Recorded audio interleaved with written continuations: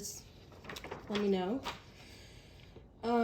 Question 1, how often and in what ways do you come in contact with people who have mental health diagnosis at work or in personal life? At work, it was literally every day. And, you know, and not at work, not as much, but, once you understand mental health, everybody has mental health issues. So I would say everybody deals with people with mental health issues every day. Mm-hmm.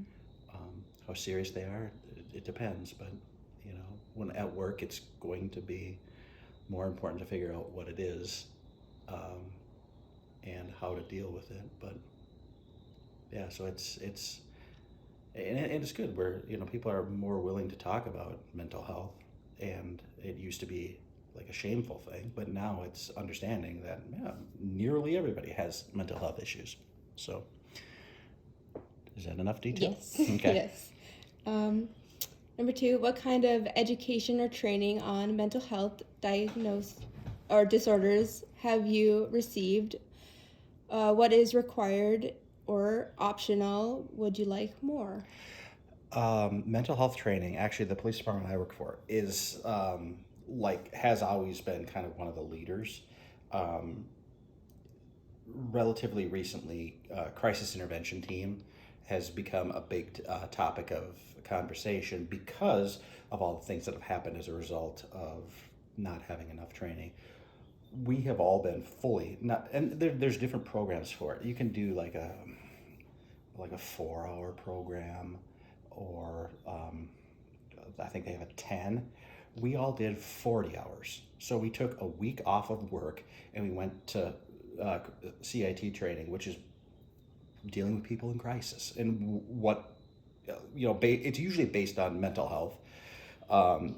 So that was huge. That we've done that forever.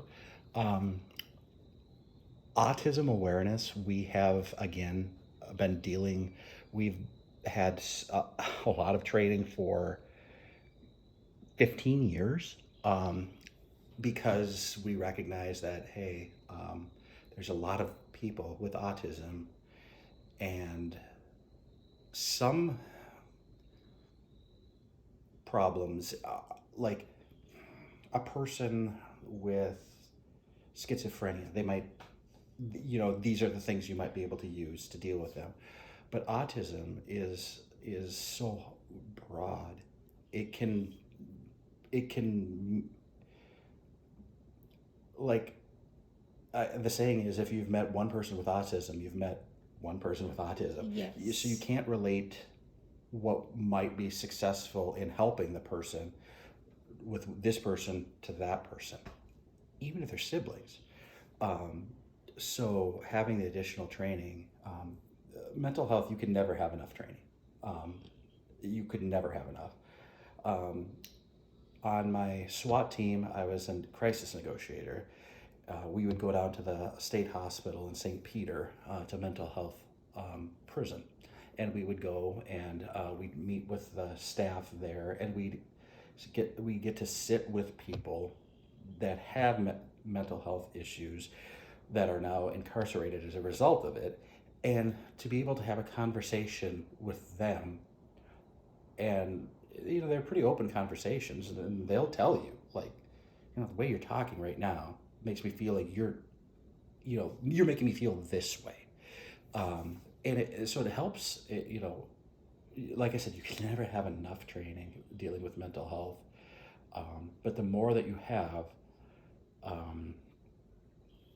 it makes it's on one hand, it makes you know more, but it makes you understand that you don't know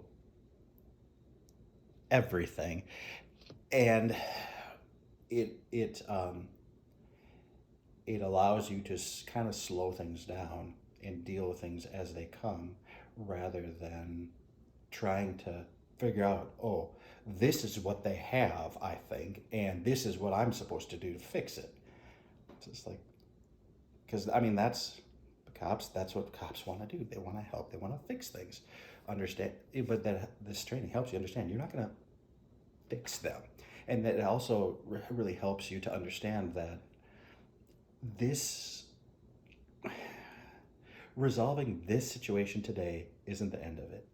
You have to understand that I probably will deal with this person again, and I have to leave things in a way that the next time I deal with a person, I put myself or my partners in a position where they can kind of pick up from there, where the person doesn't feel like they were tricked. They don't feel like they were treated poorly. They don't feel like they didn't have a choice. Because sometimes, if they're a danger to themselves or somebody else, sometimes you have to force them to go to the hospital. And nobody likes to do anything they don't want to do. And especially people in crisis, it's easy to look at them and say, like, oh my gosh, come on. But they're not thinking the way we are thinking. Therefore, they're out, what they do is different. So, you can never, absolutely ever have enough mental health training. And I think if I were to go back and know what I know now, I would, my minor, instead of being history, might have been some type of psychology or something like that, where I can kind of understand the mind a little bit better. I agree. Like, it's so broad. It is. It's, like, my teacher explains, it's like all like the gray, like it's all gray area. Well, and then it's funny. The older I get, the more I realize that what seems normal for me and so simple, it's normal and simple for me because of the way I was brought up, by the parents that I was brought up with, the environment I was brought up in, the world I was brought up in. And you will have an entirely different outlook on things because of your age. First of all, younger people look at things differently, and the world is different now, and so it's interesting. Yes. What two disorders do you wish you knew more about, and why? If you need like a list. Schizophrenia is one, because I always felt like, not afraid, but like,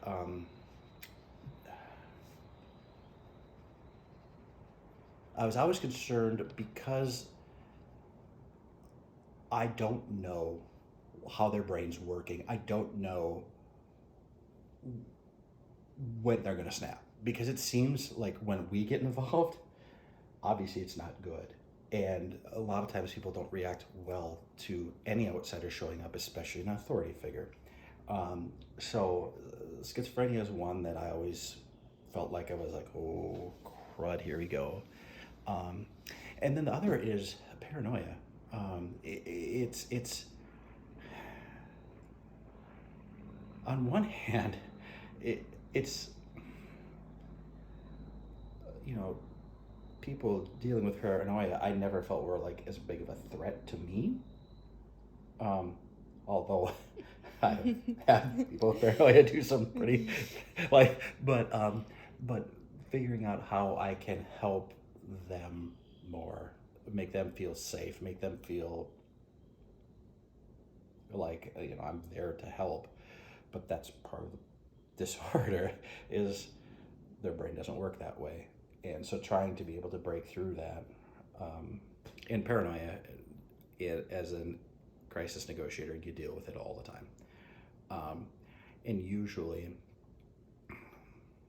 and that's another reason why I would always want more understanding, is if you deal with it a lot, then on one hand it makes you better at it, but you also have to understand, kind of like autism. This person dealing with paranoia, they're sometimes they're their thoughts to protect themselves or protect whatever, can be challenging to try to get to a successful resolution, and that's a successful resolution where they don't get hurt, you don't get hurt, and you leave yourself in a position the next time you deal with them to start off on a good foot. But yeah, paranoia to me is, yeah, it's just because of the frequency you deal with it. So, but some of them, like I just dissociative disorders. Some of them, yeah, you'd want to have more experience, more training. But for me, it's like the stuff you deal with the most, be the best at it, and the other things like I was saying about like statutes, just have it in your brain like there's something with that I have to remember. And then what's cool is like on the negotiation team, so one person's talking to the person, and then another person is there with a notebook writing notes, and it's like suggestions. And then there's a third person that writes on the board, like, these are the things. And then you use colors for stuff. Red for us was, don't talk about this. And it'll say, in red, it'll say, the person will be doing research and they'll say, don't talk about these things. And so as you're talking, you're trying to look at the board, you're trying to look at the notes from your partner, and your partner will have an idea, like, we should do this, but you have in your brain, I want to do this. And if your partner's not on the same page, they're pulling you this way and you want to go this way, and you got the board up there, and at a certain point, you take out your pen and it's like, no. And they're like, oh. And then they usually realize that, like, oh, he doesn't want to go that way, he wants to go this way. So, but you'll always have resources to help you. We have a mental health professional that's available for us all the time on our SWAT team. So we'll call, our SWAT team comes out, our mental health professional comes with. So, and it just makes sense because a rational, reasonable person doesn't take a hostage.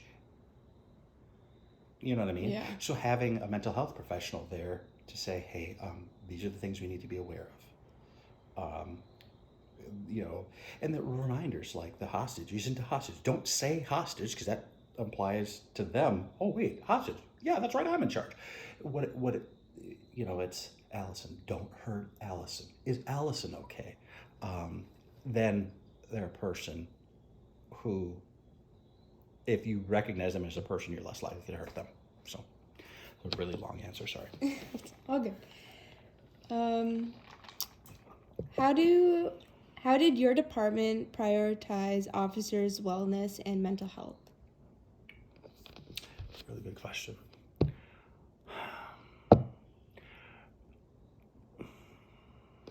And this is a problem I have. They say it's the most important thing. And they have programs, like we can, like if I wanted to see the psychologist, I could see her whenever I wanted. Didn't have to let the department know. I could go whenever I wanted. They required us to check in once a year with a psychologist. We had to. And they say that it's really important. But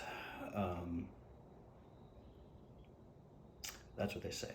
But it never felt like it was from administration. So the chief, I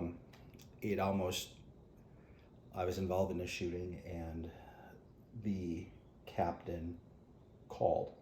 Hey, Adam, just checking in, how you doing? Yeah, man, this really sucks. Yeah, I know, I bet, whatever. That was it. And it's just like, but then you'd have another guy call and like, hey man, what do you need?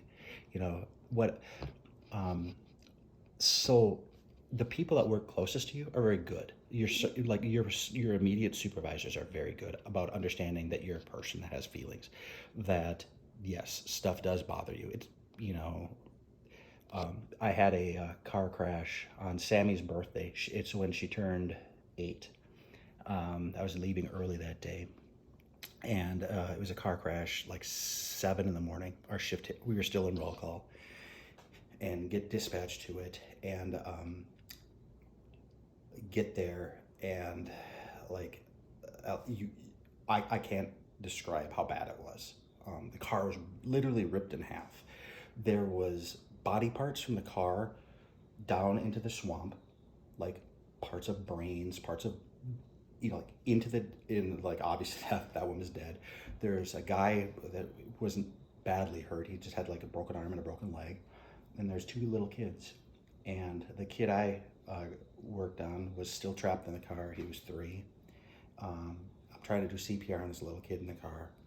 The other girl, she got ejected. My partner's doing CPR on her. Nobody lived on Sammy's birthday. I'm doing CPR on this little boy, just bawling my eyes out. The firefighters are like, "Hey, Adam, are you okay?" I'm like, I thought they were talking about like, because you get tired doing CPR, and I'm like, "No, I'm good."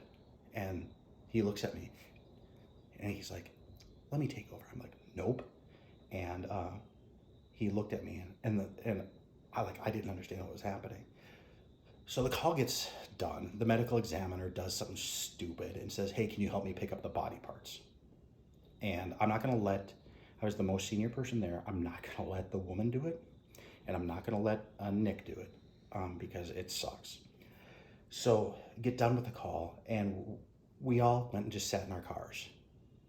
And the youngest guy came up to me and says, "Adam, can I ask you something?" And I said, "Yeah." And he said, "Are you okay?" And cops, what do you say? You're Yeah, good. yeah, I'm good. Yeah, well, I'm good. Good. But I understood with my position that if I say I'm good, what does that make him say? It makes him say the same thing. Yeah. Or, "Well, what the fuck's wrong with me?" And I'm like, "Nick, if you're okay right now, there's something wrong with you." I'm like, that was 1,000 times worse than we could have ever guessed it could be. And I'm like, "Please don't say you're okay, because you're not." And he's like, and he goes, "I can't." He said something like, "I'm so glad you said that." And so we went over to, and the other officer, her name is Laurel, and we're just like, shit. And the sergeant came over. "Hey guys, come back here." And he opened up the back of his SUV, and we sat in there. He's like, "That sucked really bad, didn't it?" "Mm-hmm." He's like, "All right, after this call, all 3 of you guys are going to go home." He said, "That's the end of it." And he said, "We'll get back to you on when you're ready to come to work. And when you're ready, you can come back." And he goes, he said there's no discussion about that. You're going home. And so I came home, and I was like, shit. But then you feel like you left your partners. Yeah. And so you feel like, and then so that day, the captain that called me gave a shit. And he's like, "I heard it was really bad." I'm like, "Mm-hmm." And he's like, "Well, let's do this." He said, "This is your second day on." He goes, "Definitely." He goes, I don't want to talk to you tomorrow." He goes, I don't, Yeah. he goes, "Understand?" And I knew what he meant. Uh-huh. He didn't want me to call and say, like, "Yeah, can I sit?" He goes, "So take tomorrow off. To maybe tomorrow night. Is it okay if I give you a call tomorrow night? Like, you can call me whenever you want." And so then they have this thing called a debriefing, which is something that an outside organization, it's called CISM, puts on. And they, everybody involved in the call, from the dispatchers that took the information to the cops, the firefighters, the paramedics. Paramedics usually don't come, but this one they did. And then you talk about, and they kind of go in order of like, so the dispatcher starts, "Yeah, we got the call, and this is what it was, and blah blah blah." And then they say, "Who's first on scene?" I was like, and then you start going on what you saw, what you did, and then the next person and then the next person, and then it's really, talking about your feelings. It's not really talking about your feelings directly, which is never what you want cops to do. But like, what did you do, and what were you feeling? Like, how, like, and so, but what's really cool is usually at those things, they're called debriefings, is somebody will go like, oh my God, that's what happened? Why? And they feel like a weight lifted up. What happened is, in my case, I can't, you kind of sign, you say you won't talk about it, but I won't talk too specifically. But there was somebody that came to help me, and I said, hey, listen, there's nothing you can do. This kid's trapped in the car. I'm doing CPR the best I can. You can't help me. It doesn't take anybody with any training to do this. So why don't you go and help that one that might potentially have a chance? And the person felt like they'd abandoned this little boy to die. It's just like, no, I mean, I can do CPR. You could do CPR. What difference does it make? Yeah. Your partners are very good at helping with your mental health. Your immediate supervisors are very good. Administration just doesn't care. They never have, they never will. I've worked for a lot of different chiefs. I had one that cared about me. But the rest, you are a commodity. You are, Officer Isaacson, period. And if you don't work out, we'll have to hire somebody else to do it. So yeah, I mean, and that's something that I feel like it really sucks, because caring about people, it shouldn't matter what rank you are. It shouldn't matter how replaceable you are. It shouldn't matter how likable or unlikable you are. The fact of the matter is, you're a person that's out there caring for other people, and yeah. No, luckily the state's investing some time and money into officer wellness, because of the riots in Minneapolis. You look at what happened. How many people need to get PTSD to the point that they can't do their job anymore, and there's a cost to the public when that happens. So you can either deal with it ahead of time, or you can deal with it after, and it's cheaper and better for the people to deal with it ahead of time. Give them the resources, make them, and luckily times have changed where people are actually willing to talk about, like I said,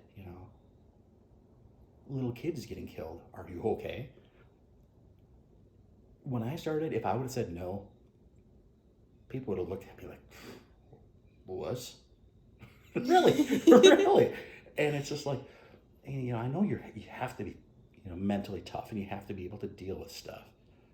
But if you see the stuff that you see, no wonder cops don't live long after they retire. The stress of dealing with everything. Yeah, another really long answer. No, these are very good answers. How has your work as a police officer? Oh, it's kind of the same one. It's like, how has your work as a police officer affected your mental health? Yeah, it's been. I can kind of revise it. Like, no. That's actually a really good question.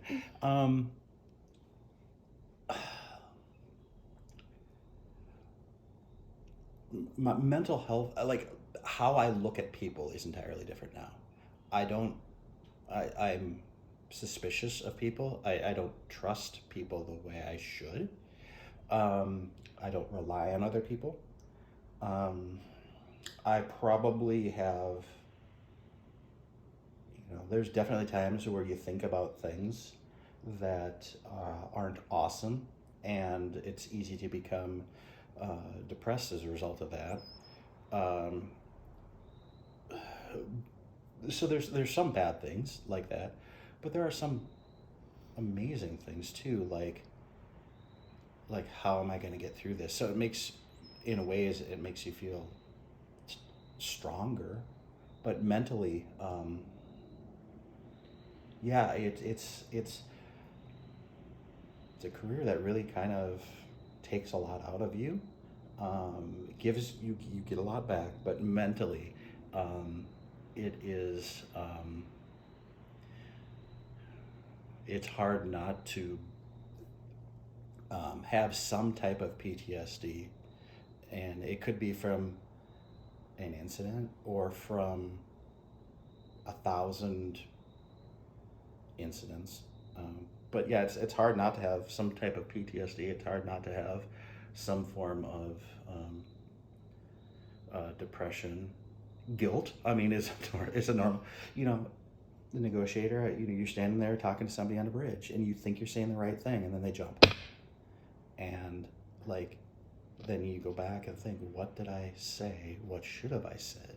And then blame yourself, like, well, had I done this, said this or that, then maybe the outcome would have been different. When being realistic, they're standing on the edge of a bridge, and they made up their mind, and they're just trying to work up the nerve. And then, why didn't I grab them? Just like, yeah, and you fall too. But yeah, it's mental health is something that, but the cool thing is, like the people I worked with before, like the ones we were required to go see, I can still go see them. Granted, my health insurance has to pay for it now. So they're getting better. They're having some resources available, and it's weird because like if I went to talk to a regular psychologist, they'd be like, yeah, I bet that sucked. Just like, and on one hand, that's probably what they're supposed to say, but when you're talking to somebody that's specifically trained to deal with law enforcement officers, they know what you deal with every stinking day, and it's so you build some trust with them, and they'll ask the weird follow-up question, like, like that a regular psychologist wouldn't, like and so yeah. Makes you think a little bit. Yeah, well, and again, if yeah, they're investing time in understanding you and your position, therefore they earn some credibility with you. So. What are some of the biggest mental health challenges that officers face? It's funny because it's definitely a two-sided coin. One is there's some people that dealing with what we deal with, it's the easiest thing to do is to be like, fuck, I don't care. Shoot yourself. I don't care. This guy shoots that guy. Whatever, doesn't affect me. That's the easiest thing to do. And everybody goes through that phase. It's just like where like, what? So that's hard. I mean, and that's bad. Not giving a shit is definitely a bad thing. Yes. But then there's the other side is being too personally invested, not caring too much. I don't think you can care too much, but lacking the understanding that people have free will, and some people think that, like, I think Sherry, my wife, she thinks that people are good, and there's some bad people out there, and that's good to think that way. I probably don't agree. I think that most people are good to stay out of trouble, but if they could do something and not get in trouble, a lot of people would do it. It's like I think more people would do bad if they don't get caught. Yeah, if they knew they wouldn't get caught. Yes. Let me just read that again. It's number 7. Oh, number 6. Or number 6, yes.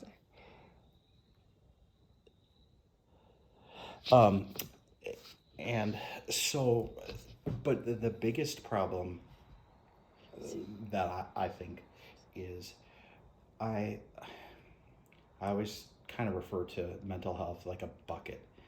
Like, you can deal with a situation or see something or whatever, or do something, or be forced to do something, and it's just like something gets dumped into your bucket, and it's like at a certain point, you know, you can deal with it. Your bucket's not full, but at a certain point, your bucket gets full, and then it creates a problem where how do you get rid of it? Um, and really, the if you let it get to that point, it's not too late, but dealing with keeping your bucket as empty as it can be, because you're not going to see, like, hey, guess what? I made the dean's list. Nobody calls us for that. You know, it's always, it's usually something not good, and you deal with it, and it affects the way you look at people. Like, my daughter won't go to school. Okay. And I need you to talk to her. Like, and it's hard because, like, it, on one hand, they care about their kids enough that they'll invite a stranger into their house. Nobody wants to do that. And they need help. They don't know who else to call, so they call you. But sometimes your bucket starts to get full, and you're just like, deal with your own problems, because I have problems. Nobody helps me. Yes. Yeah. So managing the bucket is what I hope you do. You know, I've been lucky. When my parents were alive, my dad, I could always call and talk to him, and you know, just a dad that'll listen. He doesn't have an idea what the right answer is usually, but he understands me, and sometimes just having somebody to talk to. And I sure hope you have a nice system of people to talk to. Yeah, that's my family. Yep, good. Okay. What strategies or techniques have you found most helpful for managing stress and anxiety in law enforcement? And it was hard at first. At first, you know, when you get a new job, you're super excited and you want to go 1,000 miles an hour, and you want to save everybody. You want to fix everything. You want to help everybody, and it was like a sprint. But when you stop and think about it, it isn't. So slowing things down, stopping to consider the situation, consider the options that you have, considering that you might feel like you need to make a decision right this second. You don't. You nearly never do. So slowing down, being confident of yourself, but if you have any doubt, asking somebody else in a constructive way. There's some people that like, hey, what should I do? Oh, that'll help you. Instead, like, I'm thinking that this is what the situation is. This is what I see, and this is what I think. Do you think I'm missing anything? So using your partners, your supervisor, as a resource. But the biggest thing is just slowing down. Something I wasn't good at was get hired by a police department. You have a bunch of people that have very similar interests to you around you. It's really easy for all of your friends to be cops. And as a woman, it's not fair, but this is your reality. A guy that dates a woman cop, like, whatever. But a woman that dates, like, a female cop that dates a male cop, they're like, oh yeah, badge party. They, you know, so it gets looked at slightly differently. But the important thing is to have a good group of friends outside of law enforcement. People that, like, because what do you talk about when I go out with my friends? What I talk about? What we did at work, this, that, and the other. Yeah. Like, and really, what should you be talking about? nothing, something else. And so having friends outside of law enforcement, um, I wish I would have, maintained my friendships from those people more, because then the normal interactions, like I don't know what girls your age should be talking about, but whatever that is, that should be it. Not like, oh, I arrested this guy, and this guy was a jerk, and so. But stress, like outside, um, outside friends, they're huge, because they're probably not gonna. They'll think like, oh, you did what? Oh my gosh, this is great.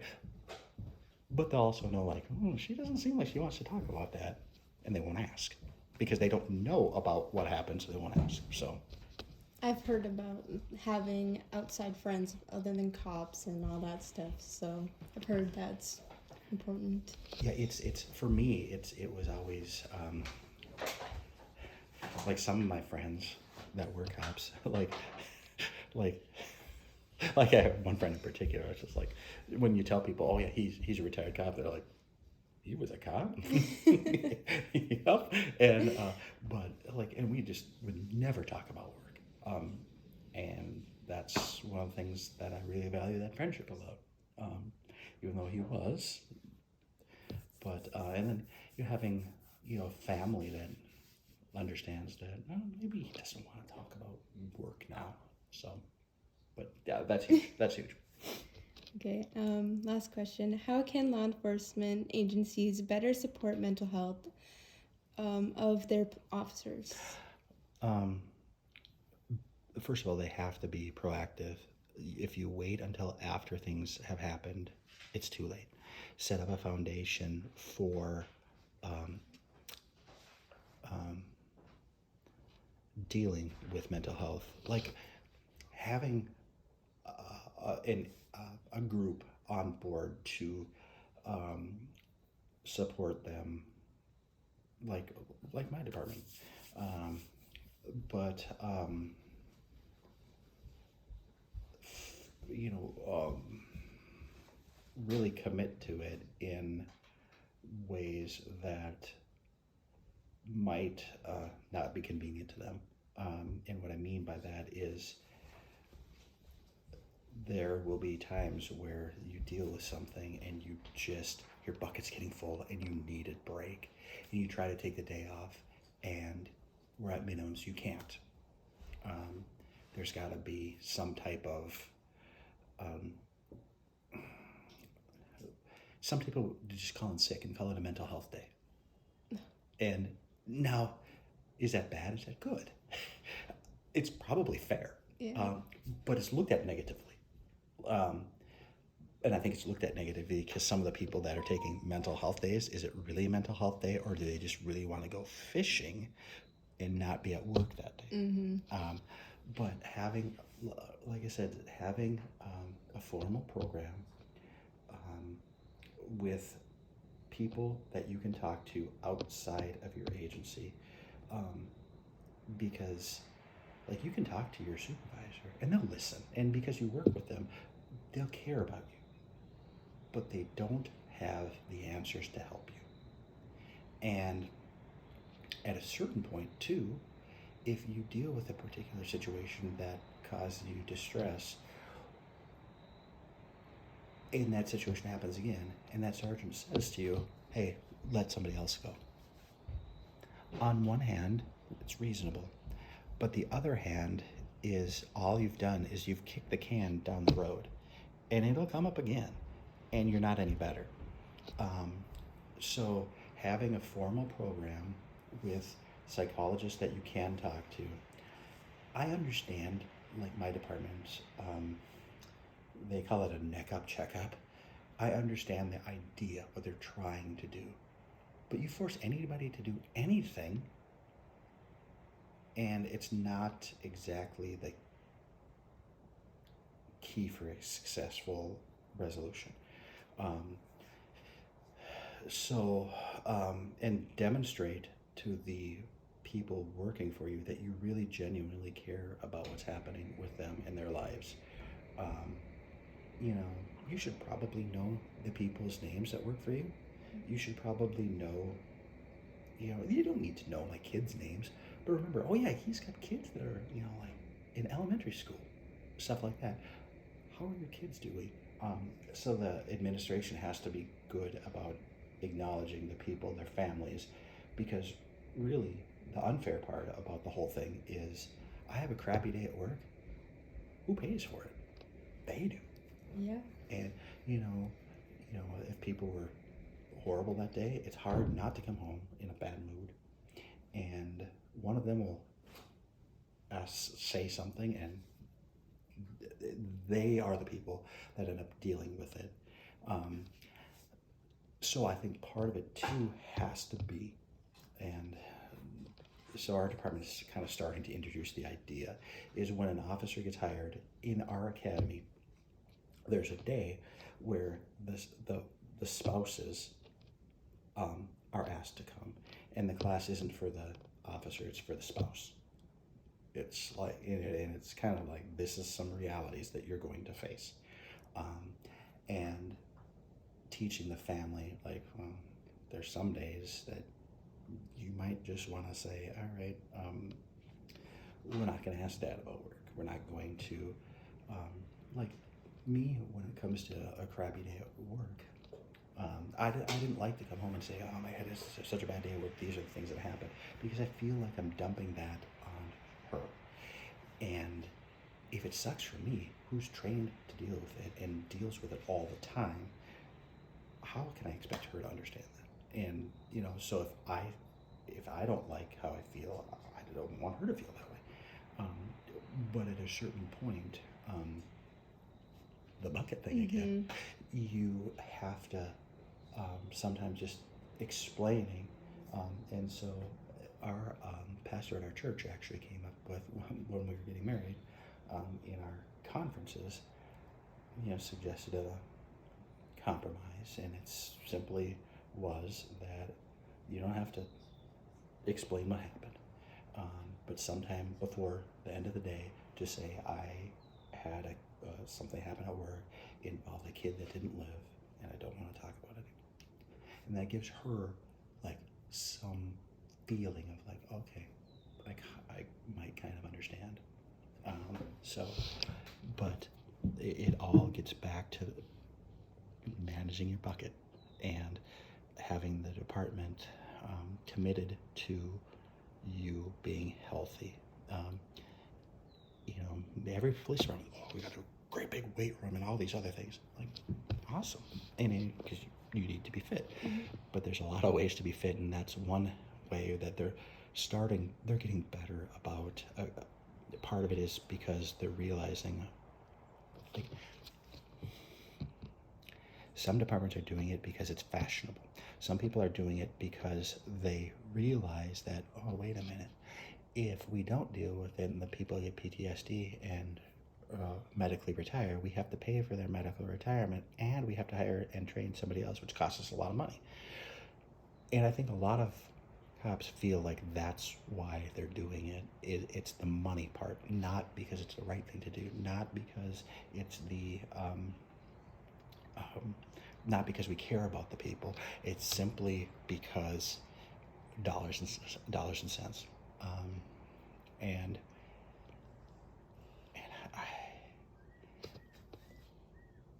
so I hope it continues to get better, but it's simply all about managing the bucket. So, does that make sense? Yes. Okay. Anything else? Nope. Thank you. No problem.